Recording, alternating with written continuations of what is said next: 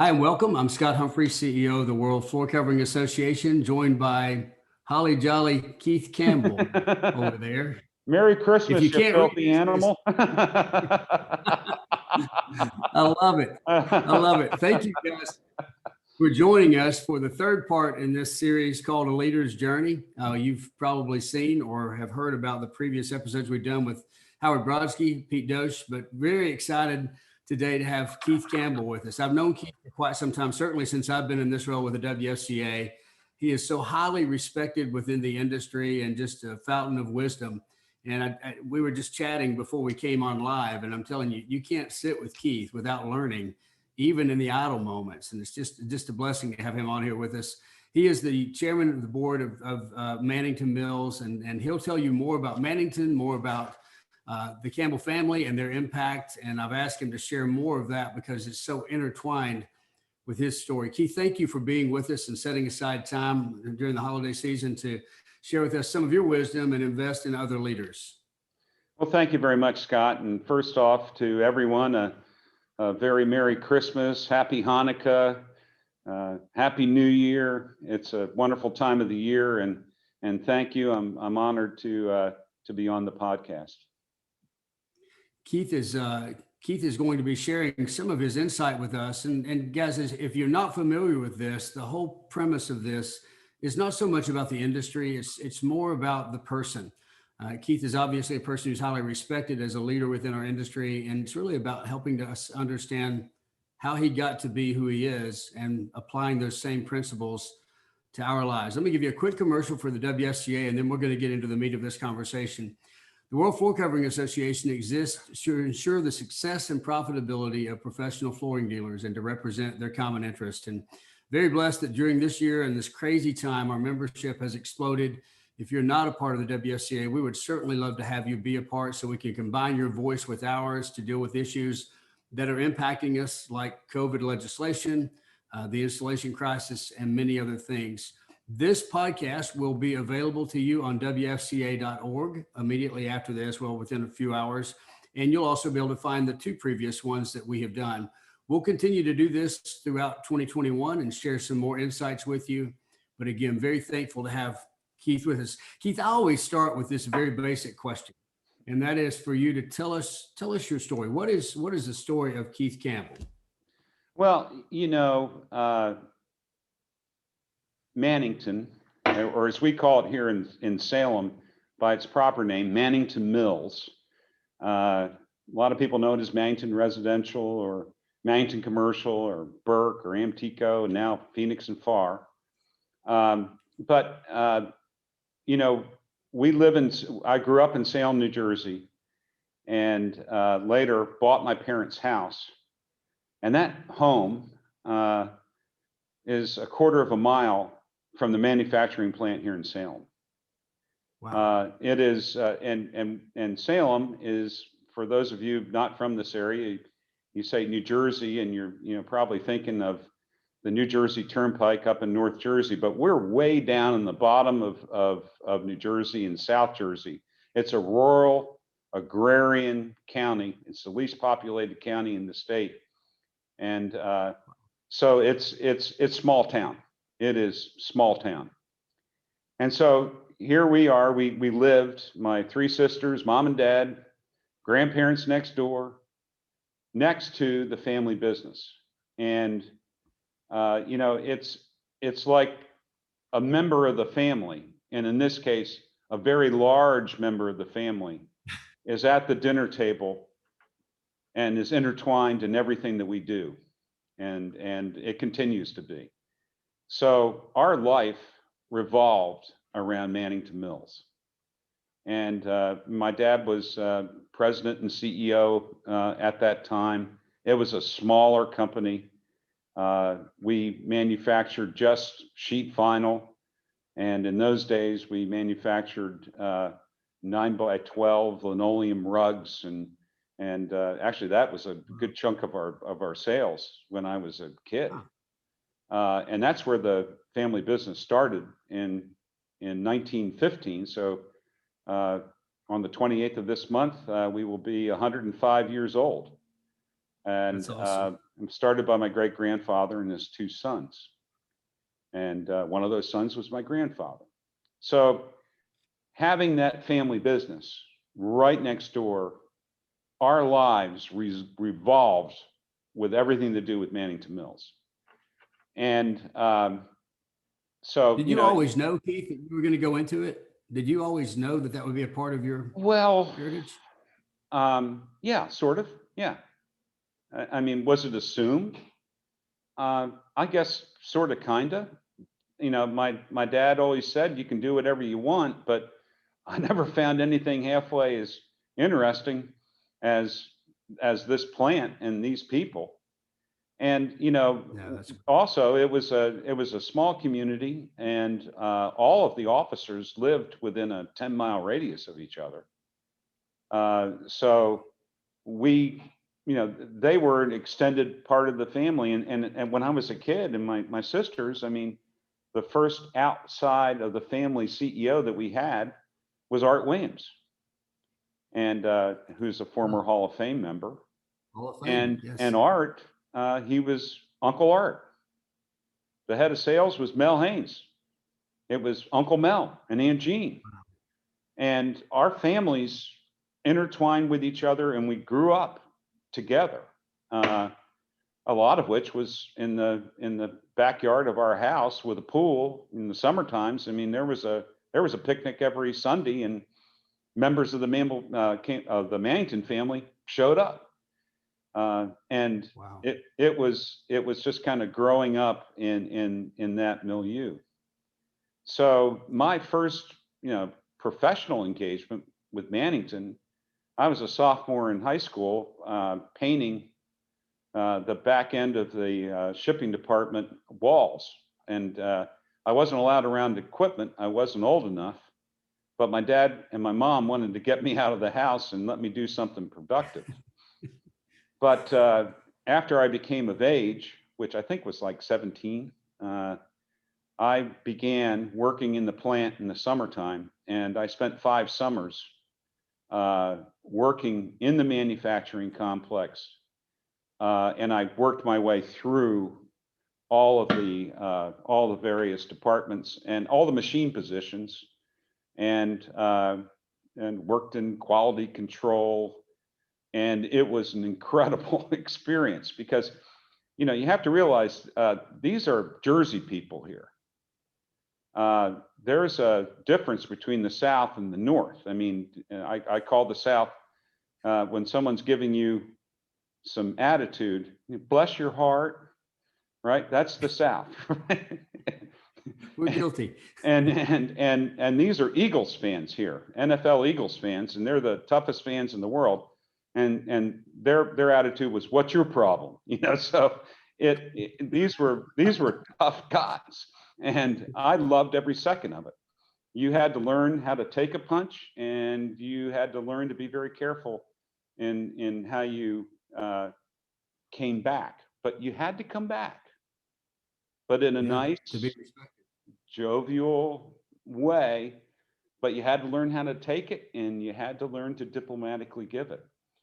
And but that was a wonderful experience. And from the day one that I walked in, and I went to work in the maintenance shop with 40 guys that were tough, I loved it. I loved every second of it, and I have loved every day that I've worked in the company. Now, when I graduated from college, and I went to Muskingum College in New Concord, Ohio. It's a small liberal arts school, and it was absolutely the best school for me to go to because I found my academic wits about me there. I was not exactly what you would call an academic performer before then. But I after I had some assignments in the plant to do. I thought I was going to go immediately into the sales field. It got delayed a little bit, but I went down and was the assistant district manager. And this was just on the Mannington residential side. And it was just sheet vinyl. That's all that we had. And I went down to Orlando, Florida, and I covered the state of Florida for Mannington.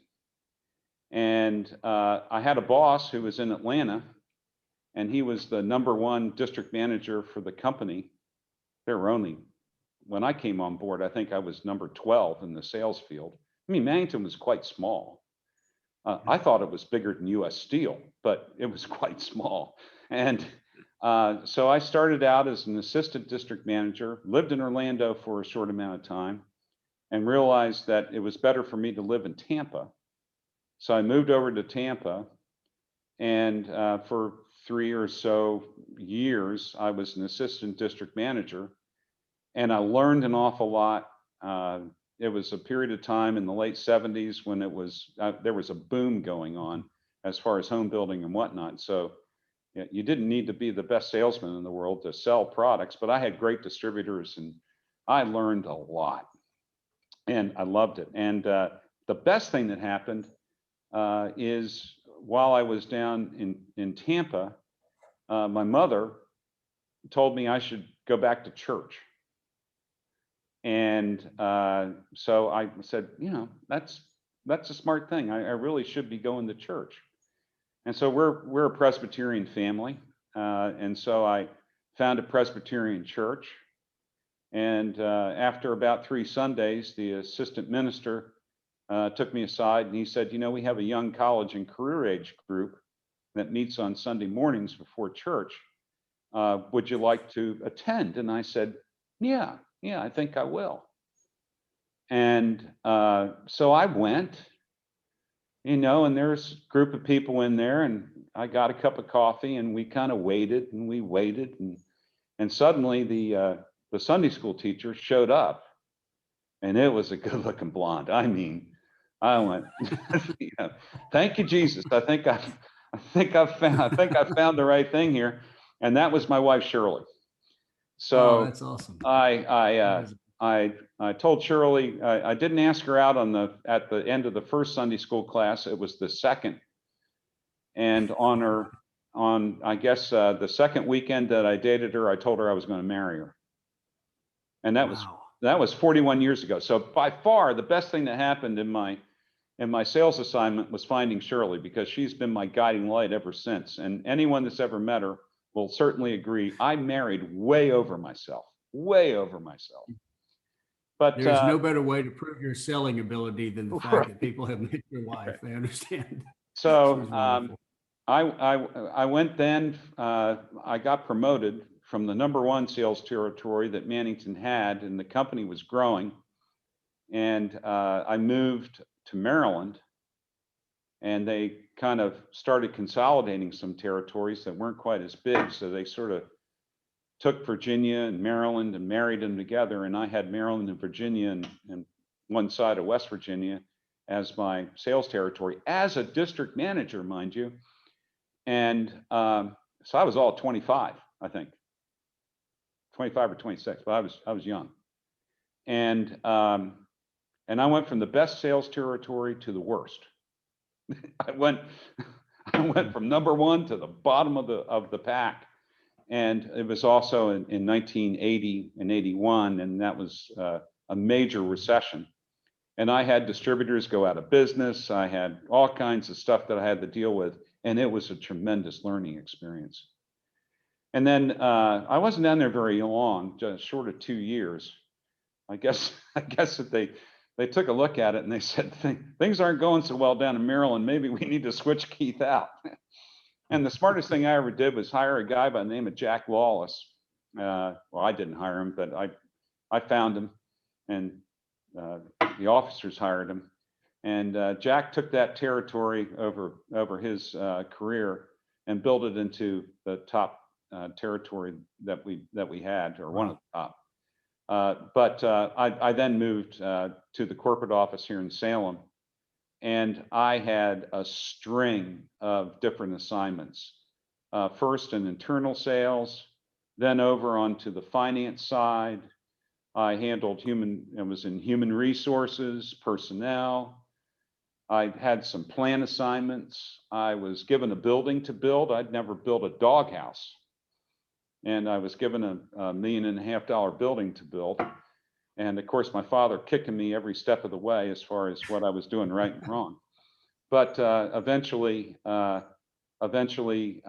worked my way all through that and was made an officer of the company at a rather young 29 or whatever I was. And I was in charge of international sales and national account sales. Then went from that to VP of sales. And from VP of sales, I was executive vice president. I did a stint in total quality for a while. Again, always kind of circulating. And then I guess it was 1997, I became chairman of the board. And I've been in that slot ever since. And it's just been amazing because I was given a lot of jobs. When I went in, I did not know what in the heck I was doing. I really didn't have a clue. And my dad said, "Don't worry." He said, "In 6 months, you'll figure it out." And also what I knew is that there were a lot of people working with me that wanted me to learn and were willing to teach me the ropes. And I got the best education that you could ever imagine. And so, that in a nutshell is how I got started in the business and how I sort of wandered my way into becoming chairman. And but Keith, this is one of the things I admire about you is many people think because you're a Campbell that you just immediately stepped into the role as chairman of the board, and you go through that lineage of what it took for you to get there. Yeah. You also mentioned your father quite a bit, and I know he had a big impact on your life. Speak a little bit to your father's impact and the other people that impacted you along the way. Well, Dad was huge, and even though my dad passed away 20 plus years ago, he's with me every moment of the day. And there are any one of a number of things that were just, things that he would say, "Don't you forget about this. This is important, and I'm telling you." And anyone that has been fortunate to have as good a relationship as I've had with my dad, whether it's in a business or not, those lessons that a dad and a mom teach you should remain with you for as long as you're on this earth. And so my dad had a huge impact. I can go through a litany of Mannington officers who've just been so kind and gracious and teaching me and helping me, including the current group that are here. And they're great people, but probably next to my dad, and again, Art Williams was tremendous, and he was a different personality type than my dad, and just as demanding. And he was fabulous. We had a CEO that came in during a crisis, and his name was Tony Kelly.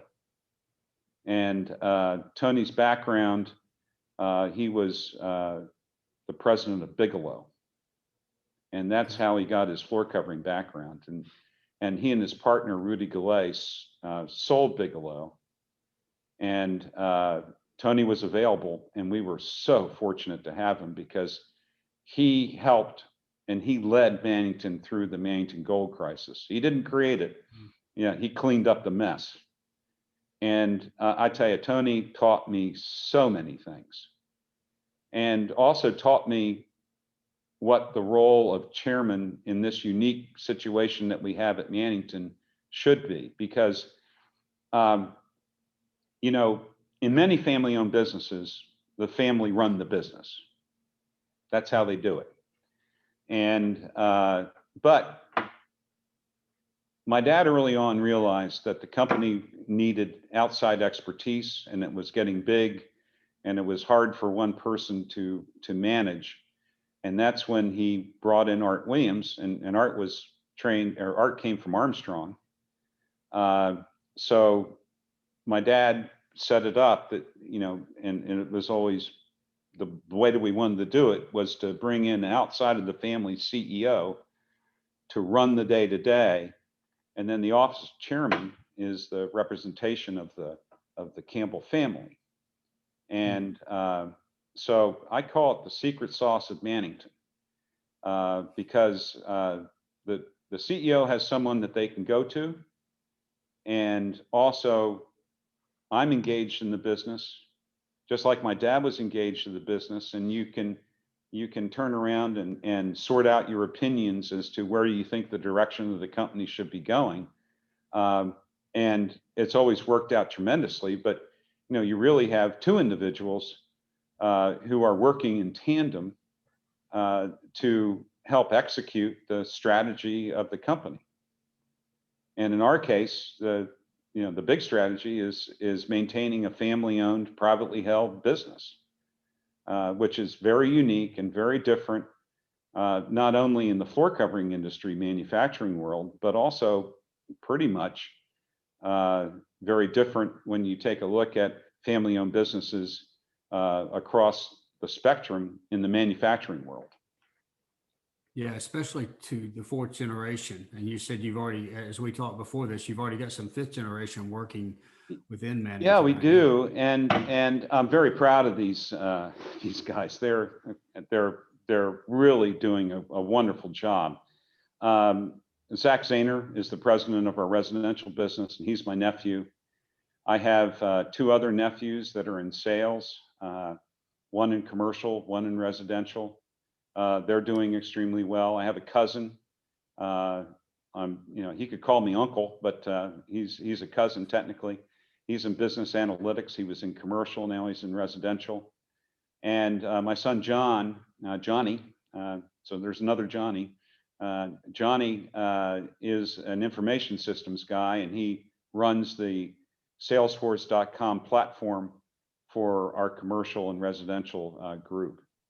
It's interesting to family-owned businesses. I set a rule in place, and maybe we can talk about one of the things that we started here a little bit later. But the family council agreed with it. For a family member to come into the business here at Mannington, it is not a shoo-in. So the rule is that anyone coming in must be over the age of 30. So this forces someone to go into the outside world before they come into the insular world here at Mannington. And they also must have a postgraduate degree that's applicable in our business. Oh, wow. So of the group that I mentioned, they all have MBAs, and Zach is a lawyer. And Zach has gotten all kinds of financial training as he has gone through his ramp up at Mannington. But it's interesting. A tough thing for family-owned businesses is, how do you bring family members in? And our family members, they work just like any other Mannington associate. And in every instance, their boss is not a family member. They don't report to me. They report to a boss who is not a family member. And they know they got to perform. It's not easy being a family member in a big family business. You live in a fishbowl. Everyone sees everything you do and say, and they know the mistakes you make. So it's a different world. And the expectation, I would think, is probably even higher just because of the name. I mean, even for you when you're in the sales field. Yeah, it is. And you when things don't go right, you take it personally, and I come in and I help prop them back up and say, come on, let's go. We got it. Don't think about that bad shot you just had. You have another shot to hit. Let's go get them. And in my case, when things don't go quite right, I have a fabulous wife. I have 3 older sisters that are just terrific. And so that's the moral support I get. And also Russell Grizzle, our CEO, he helps me all the time, so at any rate, we do this thing together. Keith, you mentioned Russell. I've had the privilege of meeting and spending some time with Zach. Everybody in the industry knows Jay Copelson. You surround yourself with some really great people. What do you look for as a leader? What do you look for in the people that you put in leadership? Well, I mean, at the end of the day, you really want to hire good people. You know, we want people here to be good people. Now, you know, you're going out, and if you're going out and you're hiring and you're looking, I mean, you certainly have internal specifications that you want to see as far as experience levels and the like. Mhm. But the key thing is you want to hire good people. Um, Tony Kelly once told me, gentleman that I mentioned earlier, he said, "We don't have rooms for jerks here."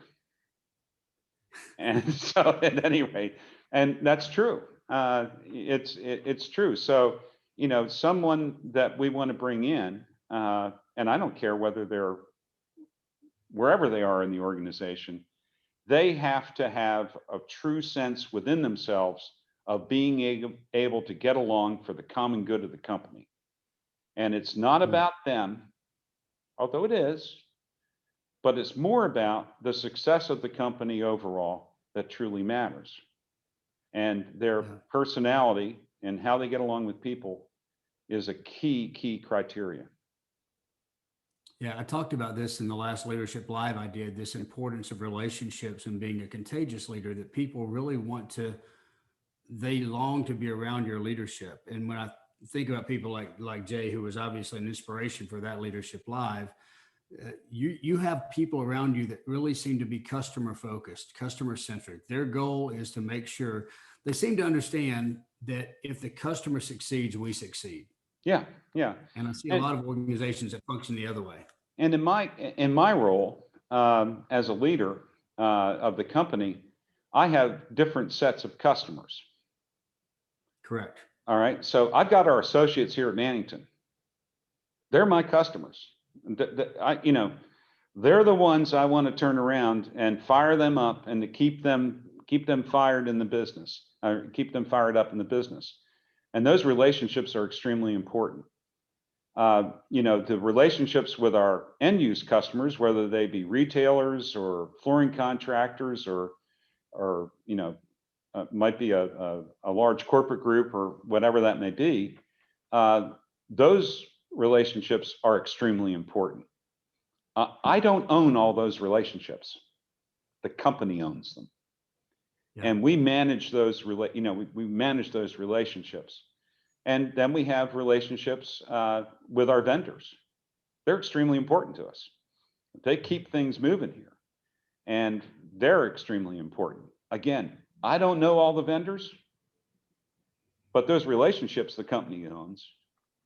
And you know, then you have your financial partners, your bankers, and you know, we've done acquisitions and whatnot, and having those relationships, solid relationships, are extremely important. Uh, my dad told me something. He said, you know, the success in business is how you manage relationships. If you manage your relationships well, you will be successful beyond belief. And you know, and Dad was right. Dad was right. That's one of those things that you turn around and said, how often do you talk to your dad? All the time. And there was some of those lessons that he taught me. But that's a huge one about relationships. Yeah, that's important. So, from a leadership style, you almost described yours in answering that question, Keith. Obviously, you're not a micromanager because you hire people and allow them to do the job Yeah. and to develop the relationships that are necessary. Any other way you would describe your leadership style? Well, you know, we had a guy a number of years ago who was going for a doctoral degree, and he came in and he interviewed me, and at the end of it, he brought out this wheel, and I'd never seen it before, and it had 10 different styles of leadership, and almost to a T, I fell into a servant leader, a servant-driven Mm. leader. And so that leadership style is one that is basically there to empower people to do the job, and to also motivate them, and do everything that you possibly can to give them the tools in order for the company to be successful. And over the years, especially once I became chairman, and I kind of figured that one out, because again, you have to remember my history is I got into a lot of jobs that I was totally underqualified for, and I had to figure it out on my own. But I realized that approach is the best approach for what I am doing, and also in my attitude as it relates to the outside world, whether it be in the community or the industry or whatever. I have things I can give that can help, but I can't do them all myself. Yeah, you say that, Keith, but I know you're one of the busiest people I know in the industry, and you don't just serve you don't just serve in the industry. You serve on a lot of boards. You're very philanthropic in your mindset. You want to give back. It's obviously part of who you are, and that's how you're wired. That takes a lot of time. How do you determine what you're going to commit yourself to, and how do you find the time to do all that? Well, number one, I'm ADD. So You've got to be busy. I have to be busy, and I'll be busy doing nothing. But I like staying busy all the time. I hate being bored. But the other thing is that once you're overextended, you learn how to deal with that. I mean, you just do. And You have to. there's an old expression is that if you want something to get done, give it to a busy guy or girl or lady, right? So I've been involved here in the community in Salem in particular. United Way, I chaired, fundraising, chair of the United Way board. We're actively involved. I have been, Zach now, in economic revitalization of our town here, because this is the Rust Belt, and so there are a lot of needs in this community. I've been on the board of the community hospital, chaired it. I've been on the board of our local state university up the road here. I was on that board for 16 years, chaired it for 3 years. Trying to think, just here in the community, obviously my church, that's a big one, but I've been on the session numerous times. And FCIF, I was on the floor covering credit group, chaired that for a while. Let me see, I was on the Federal Reserve of Philadelphia for 6 years. That was interesting. I got quite an education there on money supply and higher economics that they didn't teach me at Muskingum College, believe me. And I've been on the board of a publicly held natural gas utility distribution company here in South Jersey. Been on that for 20 years. I'm going to retire off of it here shortly. But I did learn a lot about energy that I never would have ever thought. And I also learned from a board level about a publicly held company and what it takes to be public. And the big picture out of that is I am sure happy that Mannington is private, because it's a different world entirely. So I've been involved in a lot of stuff, and I've stayed busy. And I would say that there was a point in time, I can't remember when, I'm sure Shirley will tell me when it was, because her memory for these things, she told me, time out, you got to start scaling back. And so I've been scaling back, but I believe, as my parents taught us, is that you have to have an attitude of gratitude. We've been given an awful lot, and the Lord has blessed our family in many ways, and primarily it's Mannington Mills. But with that, we have an obligation to give back to our communities and to do whatever we possibly can to help our communities progress. That's a great mindset, Keith, and it truly comes through in your leadership. People see Thanks. that. Even those that don't know you well, they sense that that You know, you have a deep faith, and your faith impacts what you do. even the, being on the board of the WFCA was very educational. I mean, all of these have been big educations, because what do I know about running a hospital? Nothing, but once you get in it, you pretty much get the picture, and it's complicated. But the WFCA, I mean, I'm not a retailer. I've sold to retailers, but I don't understand all of the problems and situations that the retailers have to go through. And I was on the board of the WFCA for a long time and got to meet a lot of great retailers. And it's not so much in the board meeting, but commiserating with them, during a cocktail party or during dinners or this, that, and the other, that you understand what their problems are and you understand their business models. And it really helps develop what in your company that you have to help provide them. And And we that thank was you. very educational. You served a long time. Very thankful for that. You were Wow, here it was most of fun. my early years in the role. Can you speak a moment to the FCIF for those that may not be real familiar with it? I know it's a passion of yours. You've been Yep. very involved in the leadership there. Would you speak to why that's important to you? Well, I think, we have a great industry. It is a fabulous industry. No matter where Yes, you it may is. be in that picture, a manufacturer like ourselves, distributor, retailer, flooring contractor, it's a great industry.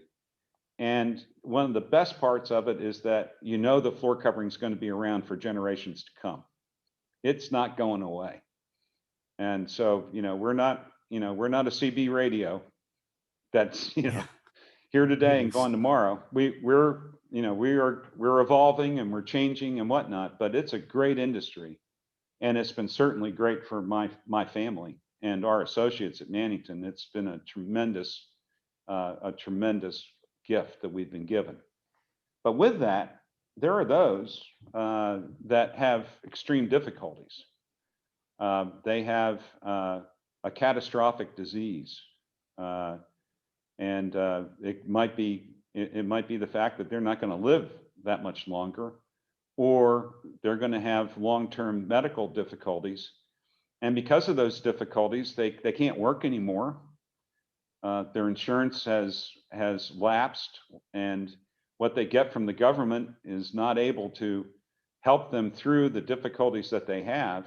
And so the Floor Covering Industry Foundation gives grants to those people that, number one, have catastrophic illness and also have extreme financial difficulties. And we give out grants to people that have worked in the industry, no matter where it may be, manufacturing, distribution, installation, you name it. And it is fabulous because there is no other industry in the United States that has something like this established. And so my hat goes off to the WFCA because they took the foundation when it was really having some difficulties and helped focus it, re-strategize it, bringing people in to on the board level to give expertise, and it has grown. And we're going to give out this year over $800,000 or close to $800,000 in grants. And the need just continues to grow as people find out more and more about it. And so I've enjoyed every second of it. And also I get to rub shoulders with some wonderful people in the industry that I really wouldn't have an opportunity to work with. And, so yeah, they might be a competitor, but we're working for the common good and you get to know them, and that's a good thing. It is the feel good part of my job. I tell Andrea all the time, the fact that we as an industry are giving back to the people that make our jobs possible, Yeah. to people that have committed something or a family member that has. And I'm thankful for that. I'm thankful for FCIF and its willingness to take the strong stand and to make a difference. Go ahead. Go ahead. I was just going to say, it brings me to think about COVID and the impact it's had, because everybody now is feeling some kind of strain, maybe not catastrophic like FCIF, Yeah. but how have you seen leadership change, and maybe how has your leadership changed because of COVID? Well, number one, I mean, it's been one of the most difficult years in leadership that you could imagine. I mean, we've never dealt with anything like this in the history of the modern economy in the United States or worldwide.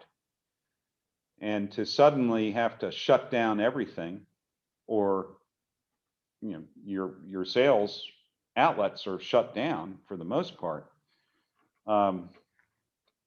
It's been so difficult. We've been fortunate being a manufacturer, because even during shutdown, and even as draconian as New Jersey was early on, because we are essential in building materials are essential, we've been able to keep operating. And even though we've had initially some curtailments here and there because of volumes, I just said, let's keep people employed. Let's do everything that we possibly can to keep those paychecks coming, because Mannington, at our size, we didn't qualify for any economic relief from the government. Yeah. So we now, could have perhaps, but I don't want the government dictating to me long-term what I can do in my business either. So at any rate, so with that, there suddenly, came the fact that, we're going to have all of our executive team, office staff, and whatnot working remotely. Now, our systems, got the job done. I mean, those first couple meetings that you had, they were pretty interesting, weren't they? It took you 15 minutes to figure out how to operate it. Now you can operate it like you can operate your remote control and your TV. But but initially it was tough, and I also realized that there was a need to communicate like we have never communicated before. And our communications, corporate communications director, Betsy Amoroso, suggested that I do a quick telecast just to keep the spirits up. And so it's very high tech. What I do is I film. It's about 3 minutes long weekly, just like you have with your telecast. Mine's 3 minutes, and we put it out on a closed channel of YouTube.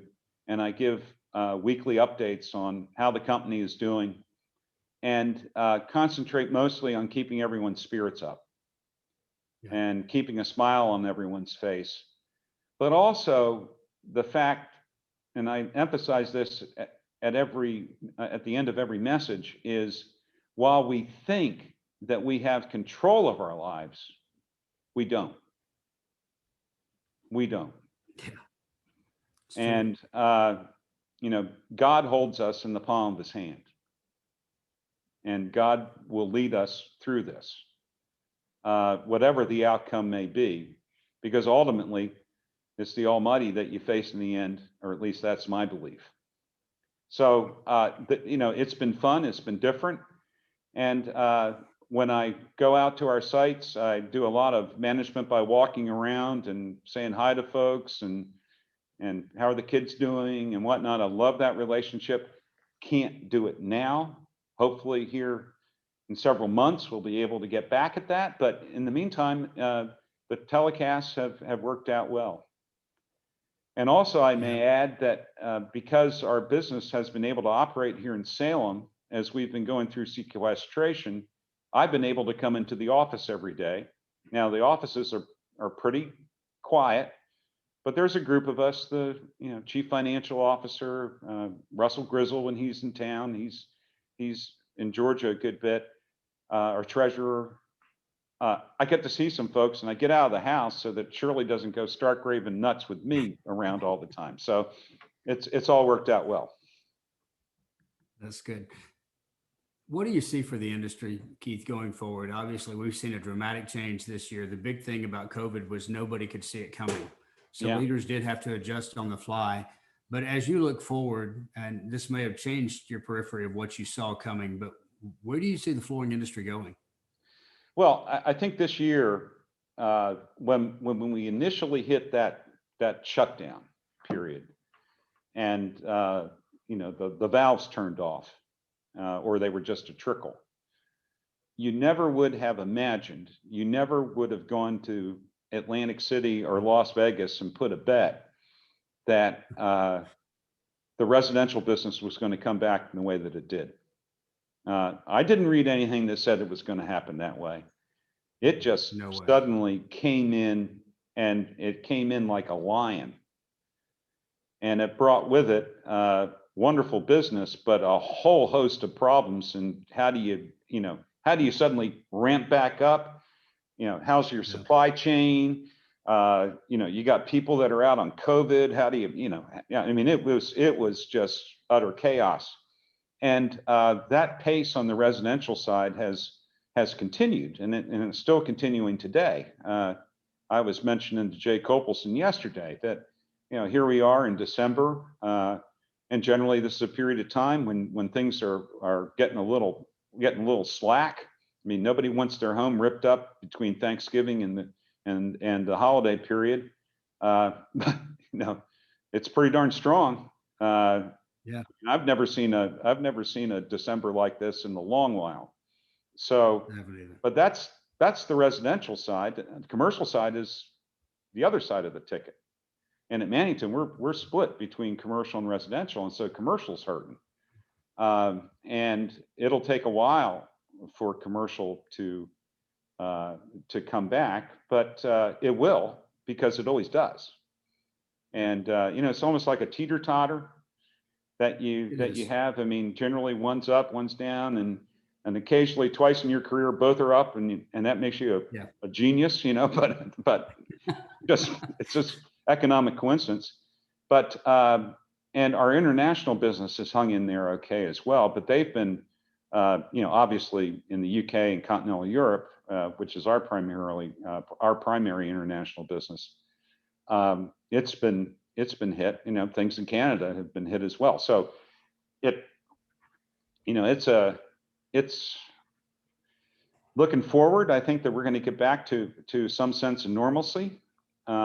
But also as you take a look at what some of the long-term thinkers are out there, still the compounded annual growth rate for flooring is good and positive, and it's above the gross domestic product. You sort of have to take out all the swings that we've seen this year, but I mean, a compounded growth rate in the floor covering industry worldwide of 2+%, plus, that's good. And if you can double that in your growth rate within your company, you're doing something. Yeah. You're doing I'll something. remind everybody who's watching this, Keith, that you can ask questions at the bottom, and I've tried I've had a few questions that were sent to me. I've tried to ask those, but if you have a question, just go down to the Q&A section and put the question in, and I'll try to get that before Keith. We've only got about 10 minutes left in our time together. Well, time's flying while Keith, you're having fun, huh? It is. I love these conversations. They're so comfortable. Keith, I see a lot of leaders that are so busy leading that they don't reinvest in their leadership. How do you sharpen the saw, so to speak? What do you do that keeps you abreast of the best of the best in leadership?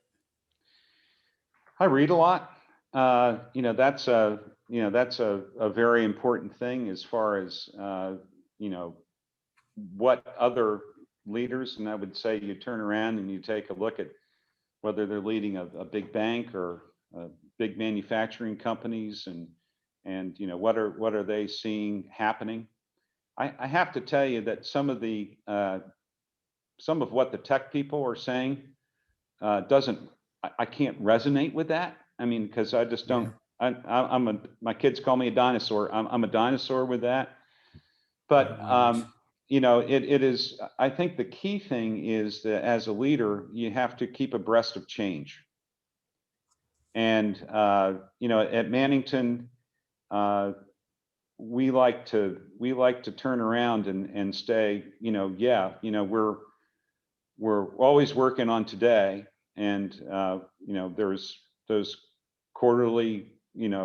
How you doing quarterly? We don't report our numbers, but you always want to compare yourselves to what your competitors are doing that do report. But the more important thing is, where are you directionally heading for the next 5 to 10 years? And then in my case, I'm like saying, okay, how am I pointing this ship for the next generation?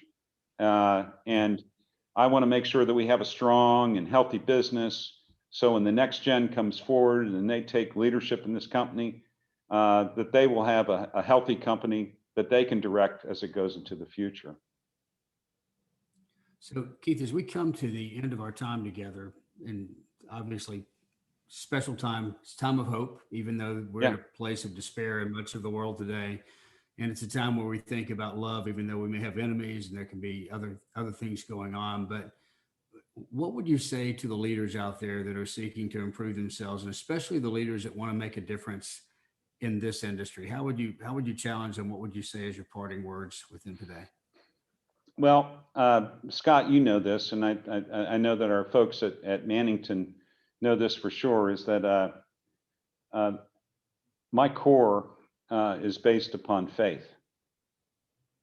And it's, I turn around and I say, you know, I'm at the end of the day, what I do and how I do it, I want to be pleasing in the eyes of the Lord.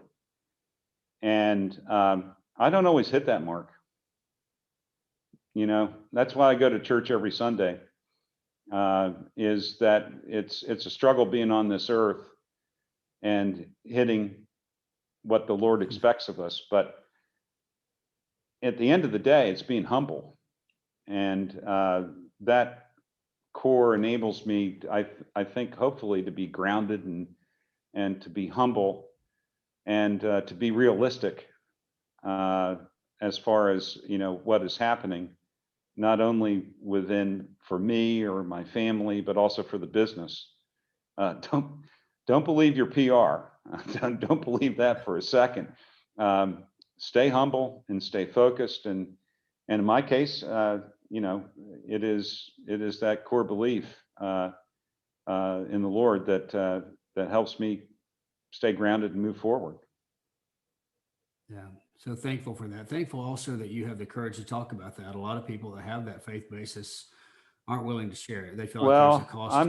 I'm not one to turn around and throw a bunch of Bible verses on anyone. That's not my style. It is mostly this is who I am and this is how I operate. And we have people of all different, you know, religious persuasions at Mannington. And whoops. Believe it or not, that's a spam caller. Can you believe that? So at any rate, yeah, you can believe that. Georgia right now. Yeah, you're right. With the election for the Senate going on. Yeah, it must be. And now they aren't hitting me up for that yet. But at any rate, but again, we have people of all different faiths at Mannington, and I don't try to force anything upon anyone. I just turn around and you know, they know where I'm coming from. And there's a mutual respect on both sides as to how that is handled.